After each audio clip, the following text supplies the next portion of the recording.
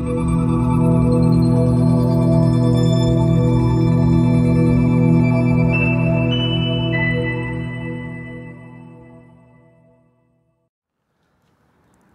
everybody, Marcus Crawford here with the Idaho Quadcopter channel.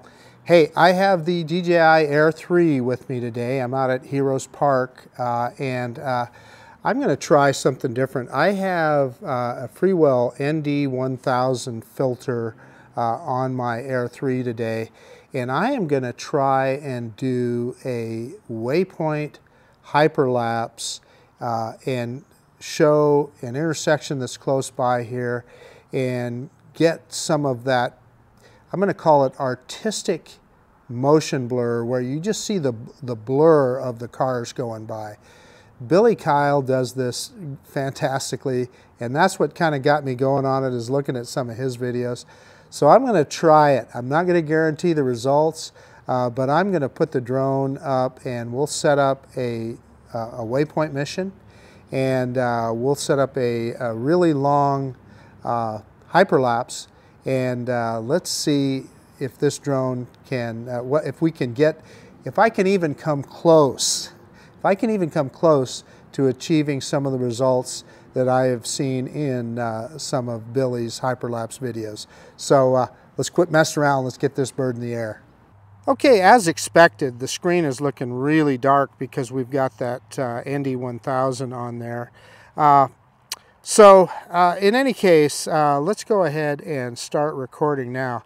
But it looks to me like I'll be able to see good enough to fly out and set the waypoints in the hyperlapse. So we're going to go up and get into position first. So I'm going to do a manual takeoff here. Fire up the motors up on that left stick. And I'll go straight up that 7 meters. Before we move off, we'll try for another precision landing. I just got a really good precision landing here a few minutes ago, but let's spin it around. You're not going to be able to see me very well, but we'll do a droney.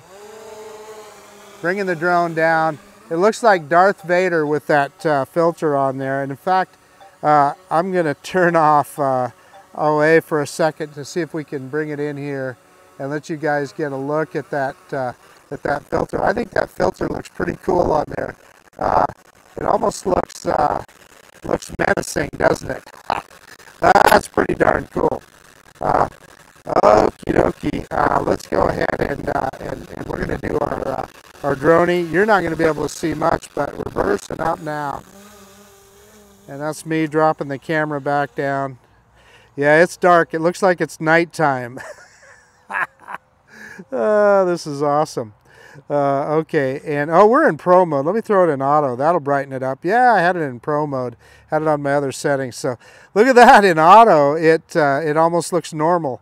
Okay, so there's that. Yeah, I forgot that I had it in pro mode on my other flight. So we will put it back in pro mode. But the first thing we're going to do is go out here and we're going to set up our hyperlapse mission, which is going to be, this is the same intersection that I used to show earlier I just wanted to show natural looking motion blur, and this time in this video I am definitely trying to exaggerate motion blur on a hyperlapse. So I want to go out and get to this intersection here, and the drone is not going to move a whole lot. We're going to move, I'm going to try and keep the center of the intersection as the point of interest. So I'm just going to use, essentially I'm just going to use 2 waypoints, and hopefully this is me experimenting here, so hopefully it'll keep them where we want to go. So we're going to stop recording now, and I'm going to click on that film strip, and we're going to go into hyperlapse. And you see that little squiggly line right below where it says course lock? That is waypoints. So we're going to click on that squiggly line, and let me get out of that instruction manual there, and we're going to set a waypoint. So if you look right in the center bottom of the screen, we're going to set a waypoint. I think we did. I'm not sure. Nope. I don't know. The touch screen is not. I'm clicking that down arrow. Okay, click the down arrow. There we go. And we set a waypoint. And then I am going to just move kind of sideways here, and hopefully it retains. I'm hoping that it retains the center of the intersection on the hyperlapse. So we're going to move to the side here, and you know what, guys? I'm going to trash can that first one because I want to be down lower. I think we need to get lower. And in fact, you know what? I think we almost need to switch to that other lens. Let's do that. I'm just going to change this up. I'm going to see if I can switch. Yeah, there we go. That helps. So that way we can keep the drone up high. So we're going to try this with that telephoto lens. So let's see here. Let's get rid of that. And we are going to set a waypoint. And then I'm going to move to the side, and I'm going to try and keep the center of this intersection at the in the center of frame. And I'm going to set another waypoint, and we're going to call that good. And okay, so now we are going to go to normal sequence. So 2-second interval is, I think, the best we can do. And let's click this guy way up. We're going to do a 21-second time lapse. Let me go into auto here and change into pro mode. Let's get this out of the way. We're going to go into pro mode here, and we want to, yeah, the shutter speed is too darn high. So we're going to go in here, and we're going to set the shutter speed way down to like, I talked to Billy about this. He said to get down to a second if you could. So yeah, I don't think so. I think I'm going to have to try it at 1/3 of a second. So I'm going to have to get back with Mr. Kyle and see what I'm doing wrong here. You know, okay, let's back up here again. Let's try the same thing. Let's go back to that 1x zoom, 1x, and get down lower, and maybe I can get to 1 second on it. So I'm going to change. Whoop. I'm going to click that down arrow, and we're going to go back. We're going to change those. First, let me see, before I set my mission here, let's go back into pro mode. Pro mode, and click on our shutter speed, and I want to go, we're going to crank up the ISO, which shouldn't hurt us, and let's get that shutter speed a third. Yeah, it won't let me go below a third. That is wild. So I wonder, yeah, changing the ISO doesn't seem to make any difference. And in fact, 100 definitely looks better. So again, I thought I could get to a slower shutter speed than that, but evidently I can't. So again, I don't know, Billy probably is using the Cine version. Maybe the Cine version allows you to do that. So you're seeing me the real time here stumbling through this. So let's go back to that 3x telephoto. And I think we're going to be able to get a because the settings aren't any different. I think we're gonna be able to get a better view with that, or a better chance, I should say.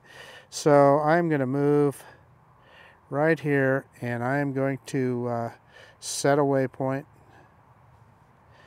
and I'm gonna go around a little bit more to the side here, trying to keep that intersection in the center of frame, and I'm interested to see how the drone will handle that. And we're going to set a waypoint, and that's good. And now we're going to click our normal sequence length. Yeah, it's only letting me go 13 seconds max, so that's kind of interesting. I don't know why that is, but that's what it says. So let's go back and look at our shutter speed. Yeah, so we're at 1/3 and 3200. So what if yeah, so it dropped. Let's just leave the ISO at 200, and we're still able to get that that 100, or excuse me, that 1/3 of a second shutter speed. So I don't know how this is going to turn out, but we'll find out. Let's go ahead and start it, and we'll see how long it takes. Interesting. Aircraft is flying to the first waypoint. Yep, so it's going to go to its first waypoint here,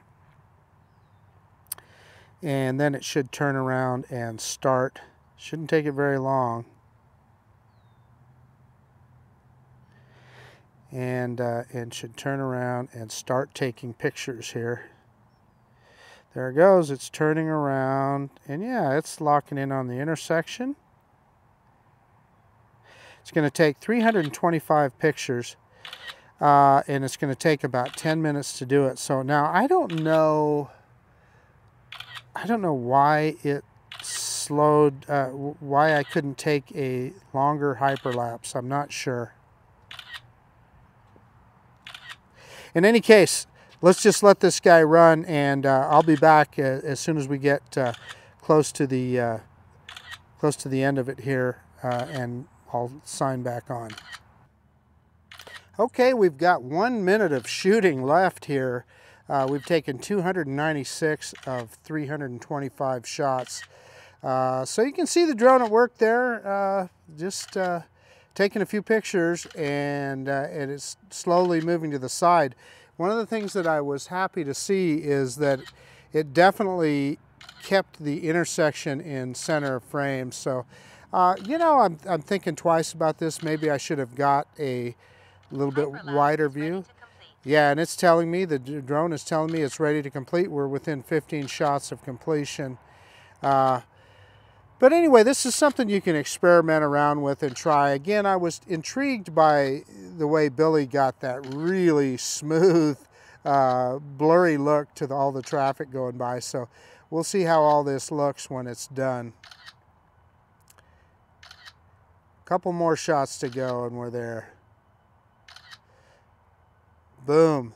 And it says creating video. So I always let it, you know, I know there's different theories on this, but I always just let the drone hover till it finishes synthesizing the hyperlapse video. Yeah, and that didn't take long. It's done now.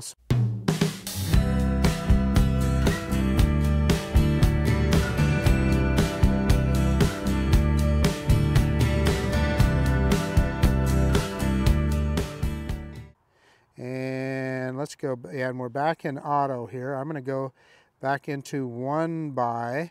As soon as I switched it into video, it switched back to audio, to auto. So now this is interesting. We've got an ND1000 filter on here, and the video still looks pretty darn good. So let's start recording, and let's bring this guy back to us here. I'm picking up that camera a little bit and turning it around.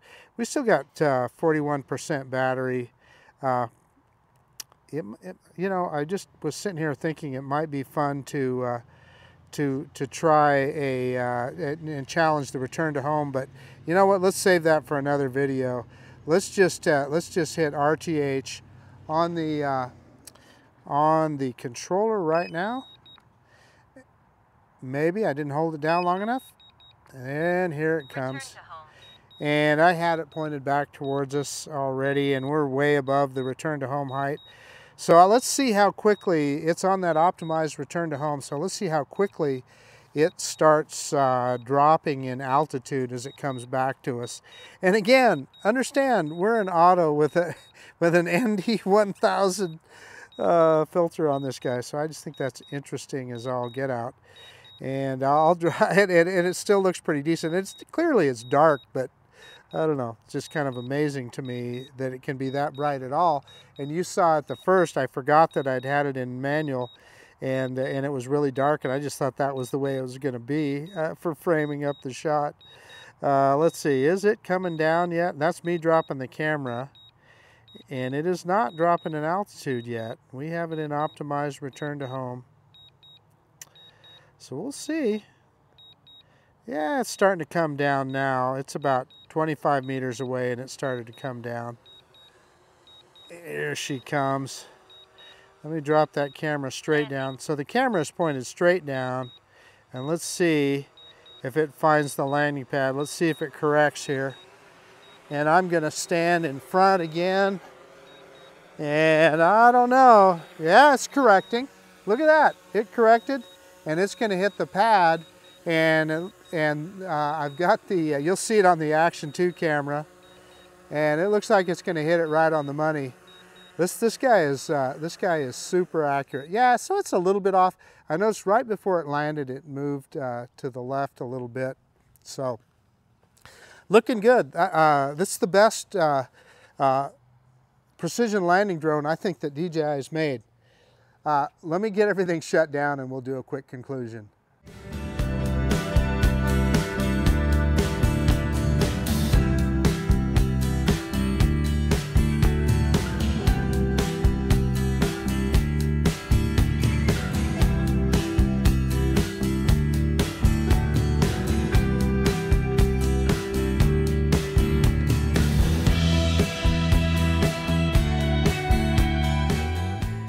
Hey, okay, so I think that was a fun first effort in trying to get super motion blur with the Freewell ND1000 filter on the DJI Air 3. I thought it turned out pretty good. It may not be as artistic as I've seen some other guys do, but I like the way it turned out. It definitely showed a lot of blur, you know, showed speed in the motion, etc. The best I could do was 1/3 of a second. So anyway, this is the first time I've tried it. I'll probably try it in some other videos, and I encourage you to do the same thing. And again, I want to thank Billy Kyle. He gave me some advice on how to get it done, and I really appreciate that.